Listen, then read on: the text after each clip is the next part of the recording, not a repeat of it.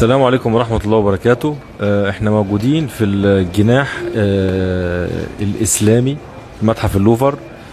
قدامنا الخريطة بتاعة العالم.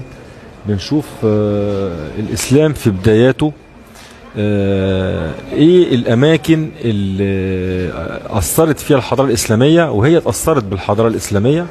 هنلاقي طبعا مراكز أو أعلام موجودة في الكرة الأرضية، منها طبعا التأثير الإسلامي في الحضارة الفارسية، الحضارة العربية في الجزيرة العربية، طبعا هنا في الشام برضو تأثير الأتراك، مصر هنا في شمال أفريقيا متواجدة تأثير الإسلام فيها، وفي الحضارة الإسلامية تأثير على الشعب المصري وعلى الدولة المصرية.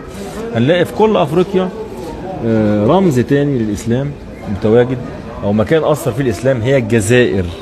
تمام، ده اللي بيدل على ان صاحب التاريخ الحقيقي في المغرب العربي هي الجزائر.